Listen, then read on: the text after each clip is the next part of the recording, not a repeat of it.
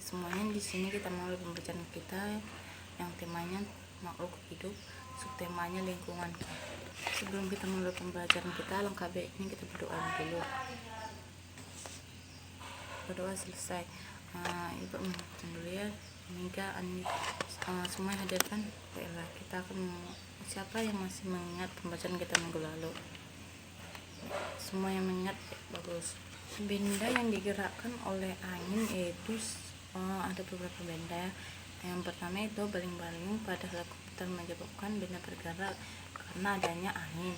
Yang kedua, air terjun yang mengalir dapat digunakan pembangkit listrik untuk dapat menghasilkan listrik. Itu juga dibantu oleh angin supaya dapat bergerak. Misalnya yang dekat dengan kita, yang digerakkan oleh angin seperti kapal layar, kincir angin, layang-layang. Layang-layang adalah salah satu benda yang membutuhkan angin dalam menggunakan layangan. Cara menerbangkan layang-layang ini juga sederhana, dimana pada awalnya ketika ada dorongan angin yang kuat, kemudian layangan ditarik sekencang-kencangnya agar dapat terbang di udara. Kemudian setelah sedikit lebih tinggi dengan tanah layangan diberikan tenaga. Angin dapat dilakukan dengan cara berlari, tetapi dapat juga dengan pola posisi berdiri apabila angin berhembus kencang. Di sini saya akan membuat media benda bergerak dengan menggunakan angin secara sederhana. Di sini saya akan membuat contohnya, yaitu kapal-kapalan. Biasanya anak-anak pakai ini untuk mainannya. Di sini ada kertas, lalu kita bentuk menjadi perahu. Perahu-perahunya sudah selesai, ini beginilah bentuknya. Kemudian kita buat air di dalam cawan, begini. Lalu kita buat perahu tadi ke cawan yang bercair. Lalu kita tiup.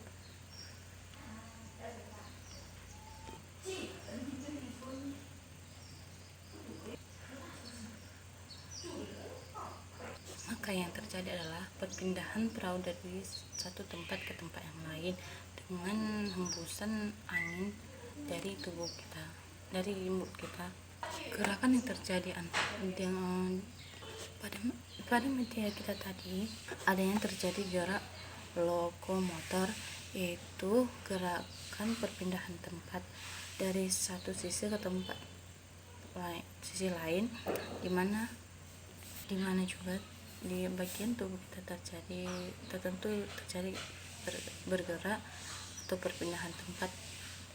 Udara yang dihasilkan oleh tubuh kita terjadi seketika kita menghirup udara dari hidung atau dari mulut, yaitu sebagai pintu masuk keluar udara dari tubuh. Di sini saya ada gambar mengenai sistem pernapasan pada manusia.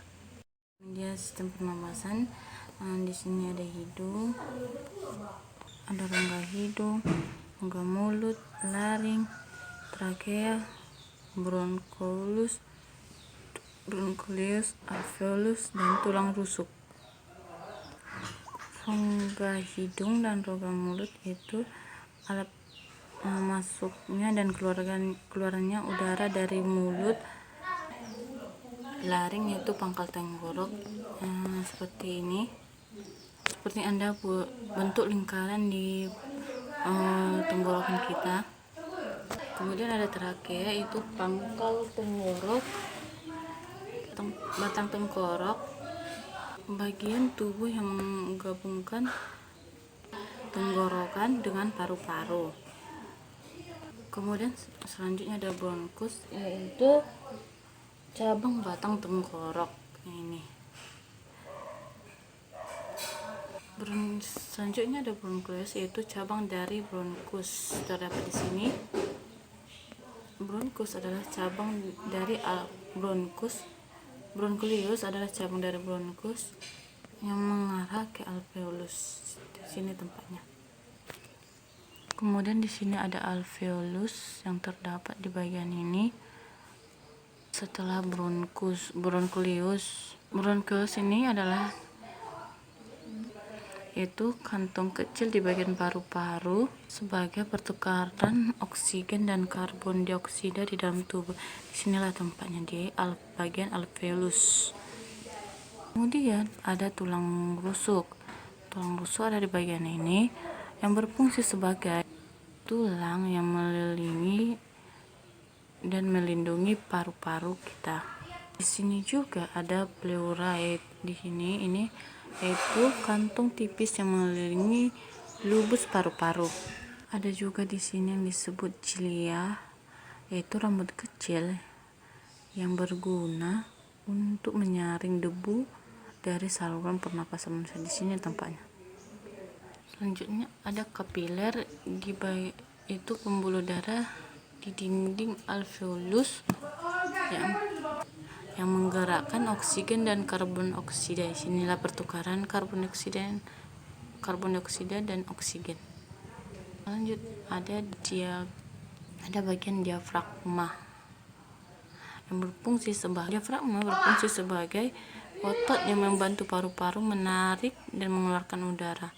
Diafragma ini yang melindungi di sistem pernapasan kita, yaitu ketika kita menarik nafas dari hidung atau dari mulut, maka udara yang masuk ke dalam paru-paru kita disaring. Ada di sini ada rambut kecil yang menyaring debu dan masuk ke dalam paru-paru.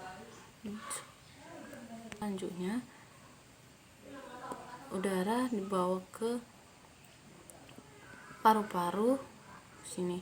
Ketika kita bernapas, maka paru-paru kita ini akan mengembang, dan ketika kita mengeluarkan karbon dioksida, maka paru-paru kita ini akan mengecil. Begitu selanjutnya, maka di sini juga terdapat rambut-rambut kecil yang berfungsi sebagai penyalur udara ke dalam tubuh kita semua, ke bagian tubuh kita semua. Hari ini apabila ada kata yang salah, mohon maaf. Selamat pagi.